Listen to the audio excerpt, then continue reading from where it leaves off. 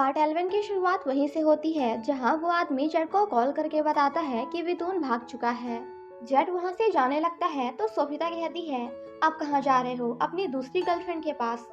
Z, देखो मेरे पास अभी तुमसे बहस करने का बिल्कुल टाइम नहीं है, इसलिए मैं तुम्हारी कार लेकर जा रहा हूँ। ये सुनकर सोफिता को ऐसा लगता है कि जेड किसी लड़की से मिलने जा रहा है। वो जेलस हो जाती है एंड उसके पीछे जाने लगती है। जेड, अब क्या हो गया? सोफिता, वो एक्चुअली मुझे ना डॉक्टर के पास जाना है तो तुम रास्ते में मुझे उतार देना। नेक्स्ट सीन में सोफिता पूछती है, ये तो तुम्हारे फ्रेंड फॉन्ग का अपार्टमेंट है, तो तुम मुझे यहाँ क्यों लेकर आए हो? जेड उसे बता देता है कि वितून यहाँ से भाग चुका है। इससे पहले कि वो जाकर कृथा से मिले हमें उसे पकड़ना होगा। दूसरी तरफ वितून कृथा को कॉल करके कुछ पैसे मांगता है ताकि वो कंट्री से बाहर जा सके, मगर कृथा उसे पैसे देने से मना कर देता है। वितून, क्या आप जानना नहीं चाहते कि आखिर मैंने सोफिता को मारने के लिए किस हिटमैन को हायर किया था जिसने मुझे धोखा दे दिया? वो ये भी जानता है कि मैं आपके लिए काम करता हूँ, तो अगर आप इस बारे में जानना चाहते हैं तो कुछ पैसे लेकर रात को अकेले में मुझसे मिलने आइएगा। जिसके बाद दोनों रात में मिलते हैं। वितून कृथा को एक एनवलप देता है जिसमें उस हिटमैन की सारी डिटेल्स लिखी हुई थी, तो बदले में मिस्टर कृथा उसे कुछ पैसे देते हैं एंड थोड़ा आगे जाकर अपने आदमियों से कहते हैं, जाओ जाकर उसे मार दो। वो लोग वितून को मारने ही वाले थे, बट तभी वहां जेट एंड उसके साथी आकर उसे बचा लेते हैं। दूसरी तरफ मिस्टर कृथा जब एनवलप को ओपन करके देखते हैं तो उसके सारे पेन्स खाली थे। इसका मतलब वितून ने उन्हें धोखा दिया और जेट के बारे में कुछ नहीं बताया, जिसे देखकर उन्हें काफी गुस्सा आता है। वहीं वितून जैसे ही एनवलप खोलता है तो उसमें भी पैसों की जगह सिर्फ नकली कागज था, जिसे देखकर उसे भी काफी गुस्सा आता है। जेट, देखा मैंने कहा था ना, वो तुम्हें धोखा दे देगा। फ्लैशबैक में हमें दिखाया जाता है वितून जैसे ही कृथा से बात करके फोन रखता है तो पीछे जेट खड़े होकर उसका इंतजार कर रहा था। वितून उसे देखकर भागने लगता है। जेट उसे समझाने की कोशिश करता है कि अगर अभी तुम मिस्टर कृथा के पास गए तो वो तुम्हारा मुंह बंद रखने के लिए तुम्हें जान से मार डालेगा। जिसके बाद दोनों मिलकर ये सब प्लान बनाते हैं। प्रेजेंट में वितून जेट से कहता है, तुम मुझे एक बार धोखा दे चुके हो, इसलिए अब दोबारा मैं तुम पे भरोसा कभी नहीं कर सकता। मुझे बस मेरा बदला चाहिए। वो जेट को शूट करने ही वाला था, बट तभी पीछे से सोफिता उस पे गन पॉइंट करती है। वो कहती है, मैं तुम्हें काफी सारे पैसे दूंगी ताकि तुम एक नई जिंदगी की शुरुआत कर सको। अगर अभी तुमने जेट को जान से मार भी डाला तो मुझे कोई फर्क नहीं पड़ेगा, लेकिन तुम अपनी पूरी जिंदगी बर्बाद कर लोगे। तो अब तुम ही सोचो, क्या तुम एक नई जिंदगी की शुरुआत करना चाहते हो या फिर इस जैसे घटिया इंसान को मारकर जेल जाना चाहते हो? सोफिता की ऐसी बातें सुनकर जेट भी स्माइल करता है कि आखिर बंदी कुछ तो सीख रही है। उसने बड़े ही आराम से वितून को अपने जाल में फंसा लिया। वितून भी सोफिता की ये सारी बातें सुनकर बंदूक नीचे कर लेता है। जिसके बाद सेक्रेटरी आकर उसे पैसे देती है, बट बेचारी काफी डरी हुई थी।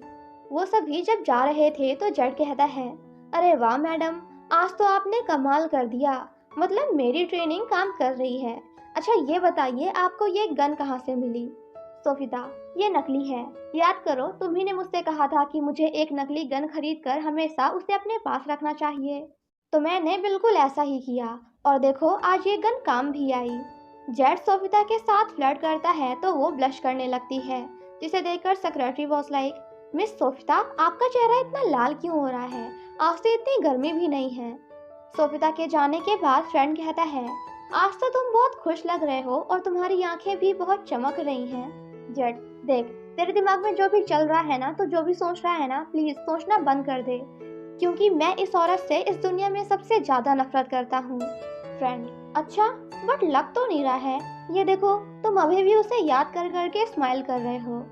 दूसरी तरफ वितून को मरवाने के इल्जाम में पुलिस आकर मिस्टर कृथा को अरेस्ट कर लेती है, बट कृथा उसके साथ जाने से मना कर देता है एंड गन निकालकर उन्हें शूट करने लगता है, बट पुलिस ही उसे शूट करके मार देती है।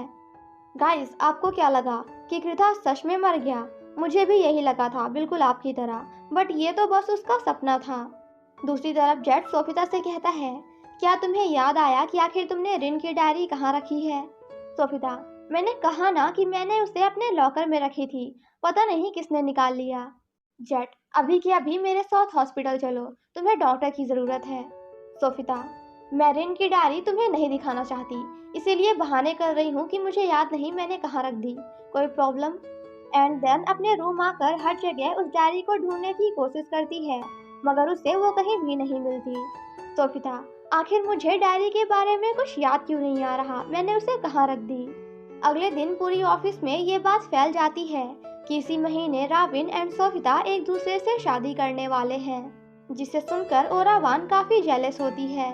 तभी मिस्टर कृथा उसे अपने रूम में बुलाकर उसके साथ जबरदस्ती करने लगते हैं एंड देन कहते हैं, अब तुम्हें राबिन के पास जाकर बिल्कुल ऐसा ही करना है, ताकि वो तुम्हारे प्यार में पागल हो जाए एंड सोफिता से शादी करने के लिए मना कर दे। और अगर तुमने ऐसा नहीं किया या फिर उन दोनों की शादी को नहीं रोक पाई, तो तुम्हारे साथ बिल्कुल ऐसा होगा, जिसे देखकर ओरावान काफी डर जाती है। दूसरी तरफ जेट ऑफिस में हर जगह रिन की डायरी ढूंढने की कोशिश कर रहा था। तभी वहाँ पे सोफिता आकर उस पर गुस्सा करने लगती है। सोफिता, कुछ भी करने से पहले तुम्हें मुझसे परमिशन लेनी चाहिए। आखिर तुम ये सब मेरे रूम में क्या कर रहे हो? जेट, क्या तुम भूल गई? कल रात तुम्ही ने तो मुझसे कहा था कि तुम जानबूझकर मुझे वो डायरी नहीं देना चाहती, तो मैं तुमसे परमिशन क्यों लूं? सोफिता, तुम्हें उस डायरी की इतनी क्यों पड़ी है? अगर तुम रिन से प्यार करते तो ठीक था, लेकिन तुमने तो उसके बच्चे को अपनाने से ही मना कर दिया। जेट, मैंने कहा ना, मैंने ऐसा कुछ नहीं किया है, क्योंकि रिन मुझसे नहीं बल्कि किसी और से प्यार करती थी, और उस डायरी की मदद से मैं यही पता लगाना चाहता हूँ। इसी बात को लेकर दोनों के बीच बहस हो जाती है। सोफिता उसे रोकने की कोशिश करती है तो जेट उसे पीछे धक्का दे देता है, जिस वजह से सोफिता को चोट लग जाती है।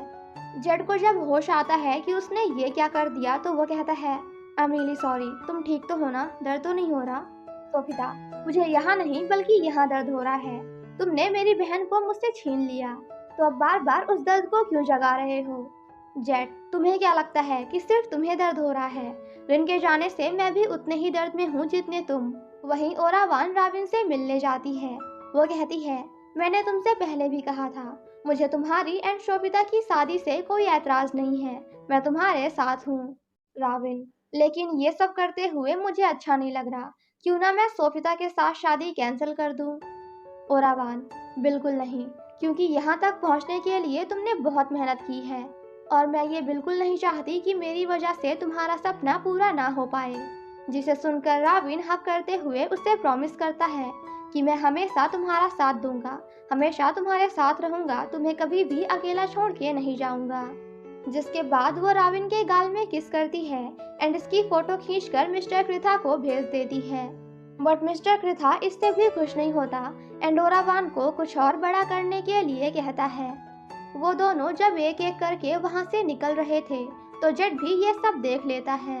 नेक्स्ट सीन में हम सोफिता को देखते हैं, जो कि अपना वेडिंग ड्रेस ट्राई कर रही थी एंड उसमें बहुत ही ज्यादा खूबसूरत लग रही थी। बाहर से ये सब जेट भी देख रहा था। यहाँ जेट सोफिता को देखता ही रह जाता है, क्योंकि वो इतनी सुंदर लग ही रही थी। बट अनफॉर्चुनेटली ये सब सोफिता ने उसके लिए नहीं बल्कि राबिन के लिए किया था। जेट जब राबिन को सोफिता को हग एंड किस करते हुए देखता है, तो वो काफी जेलस होता है, बट अब बेचारा इससे ज्यादा कर भी क्या सकता है। राबिन जैसे ही अपना सूट ट्राई करने जाता है, तभी उसे उन लोगों का कॉल आ जाता है जिनसे उसने गैम्बलिंग के लिए पैसे लिए थे, मगर अभी तक वापस नहीं किया। वो कहते हैं, अगर तुम अभी के अभी नहीं आए तो हम पैसे लेने तुम्हारी कंपनी पहुंच जाएंगे। बट अब क्योंकि राबिन नहीं चाहता था कि गैम्बलिंग के बारे में कंपनी में किसी को भी पता चले, इसलिए वो बहाने मारकर वहां से चला जाता है, जिस वजह से सोफिता को जेट के साथ वो भी उसके बाइक में घर जाना पड़ता है। सोफिता उसके साथ जाना तो नहीं चाहती थी, बट अब उसके पास दूसरा कोई ऑप्शन नहीं था। सोफिता, आखिर तुम मुझे कहाँ लेके जा रहे हो? ये हमारे कंपनी का रास्ता तो बिल्कुल नहीं है, और ना ही मेरे घर का। अभी की अभी गाड़ी रोको। बट जेट उसे हॉस्पिटल लेकर आता है। सोफिता, इसका मतलब तुमने मुझसे झूठ कहा कि तुम मुझे कंपनी लेकर जा रहे हो? जेट, हाँ, माना कि मैंने तुमसे झूठ बोला, बट अगर मैं सच बोलता तो क्या तुम मेरे साथ आती? सोफिता अंदर जाने से मना कर देती है तो जेट कहता है, क्या तुम अपने फादर के साथ हमेशा नहीं रहना चाहती, या फिर ये चाहती हो कि उनकी पहली बेटी रिन की तरह दूसरी बेटी भी मर जाए? सोफिता, मेरा तो नहीं पता, लेकिन अगर मैंने तुम्हें फायर कर दिया ना, तो भूखे प्यासे तुम जरूर मर जाओगे। यहाँ दोनों एक दूसरे के काफी करीब आ जाते हैं। जेट कहता है, देखो, मैं तुम्हें छोड़कर कहीं नहीं जाऊंगा। मैं प्रॉमिस करता हूँ कि मैं तुम्हें सेफली तुम्हारे घर पहुंचा दूंगा। जिसे सुनकर सोफिता डॉक्टर के पास जाने के लिए मान जाती है। दोनों जब वापस जा रहे थे तो एक दूसरे के साथ काफी खुश लग रहे थे।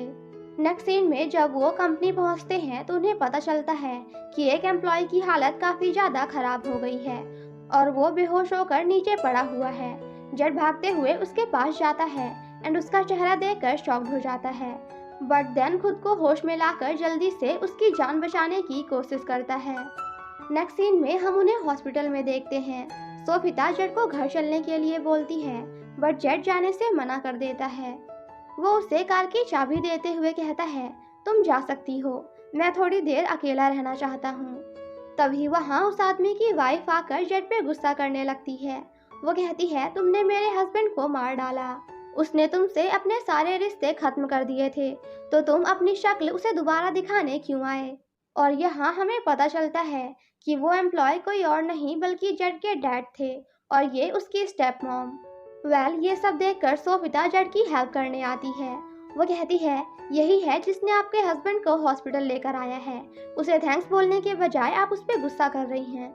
वो कहती हैं, मुझे पता है, घर की प्रॉपर्टी में हिस्सा पाने के लिए इसने अपने डैड को जानबूझकर मारा है, लेकिन एक बात तुम हमेशा याद रखना, तुम्हें मेरे घर से एक फूटी कौड़ी भी नहीं मिलने वाली। जेट, हाँ, मैं चाहता था कि वो मर जाए। उसने मेरी मॉम के साथ जो कुछ भी किया उसके लिए मैं उसे मरा हुआ देखना चाहता था। और हाँ, अब मैं आपके टुकड़ों पे पलने वाला कुत्ता नहीं हूँ, सो प्लीज मुझ पे चिल्लाना बंद करिए। एंड देन गुस्से में वहाँ से चला जाता है। सोफिता भी उसके पीछे जाती है, बट जेट टैक्सी लेकर आगे निकल जाता है। आफ्टर दैट वो उस प्लेस पे आता है जहाँ वो बचपन में अपनी मॉम के साथ रहा करता था।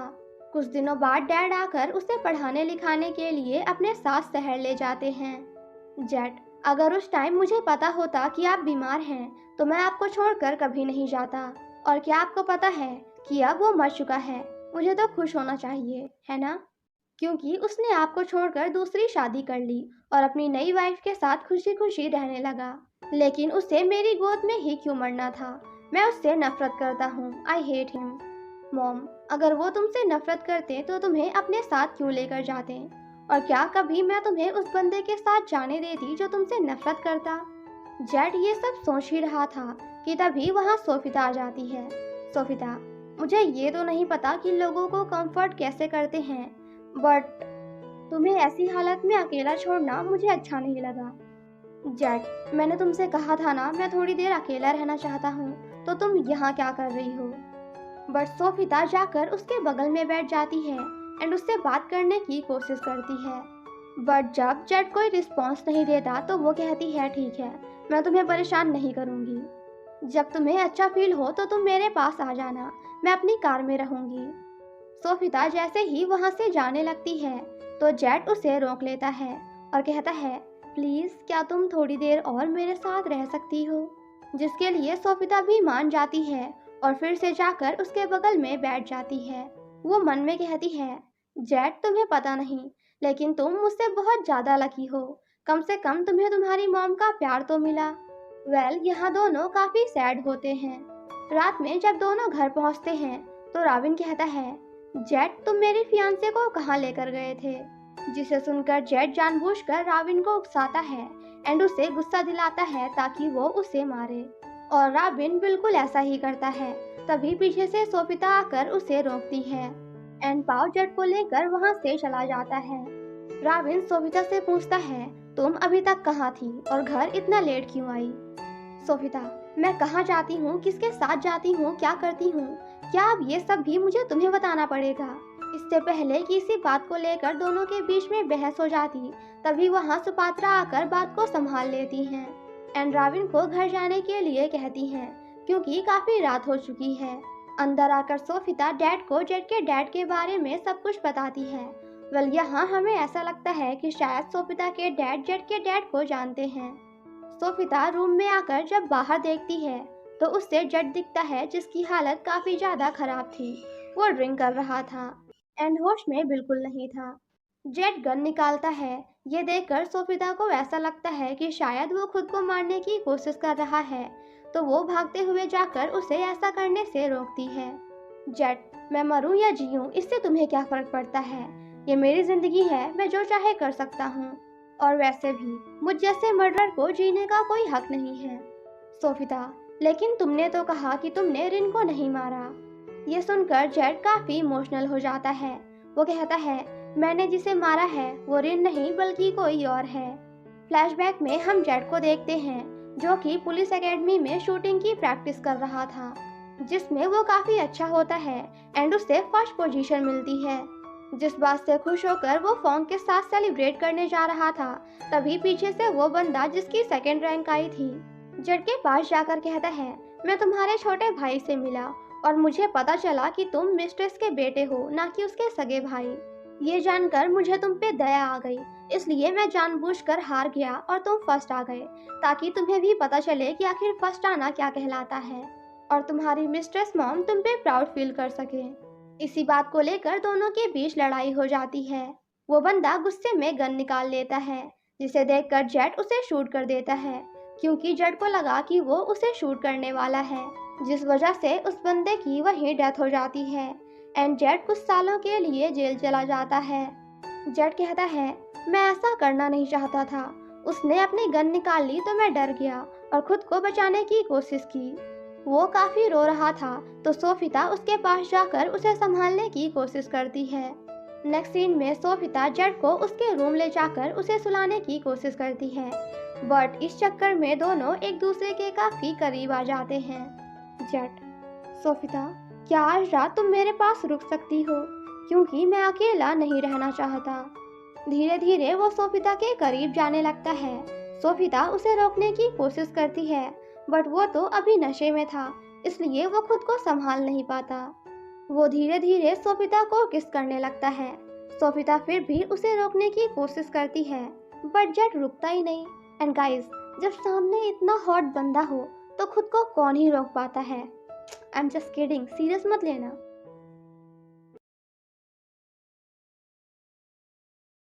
रोमांस के बीच में सोफिता को अचानक से रिन दिखती है, तो वो जल्दी से जेट से दूर हो जाती है, जिसे देखकर जेट भी होश में आता है एंड सोफिता से माफी मांगता है, जिसके बाद सोफिता वहां से भाग जाती है।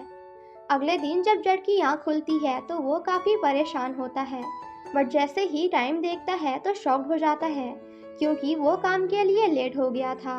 वो जब तैयार होकर बाहर आता है तो डैड उसे अपने साथ उसके डैड के फ्यूनरल में लेकर जाते हैं, जिसे देखकर जेट शॉक्ड हो जाता है। यहाँ हमें पता चलता है कि जेट के डैड सोफिता के डैड के यूनिवर्सिटी फ्रेंड थे।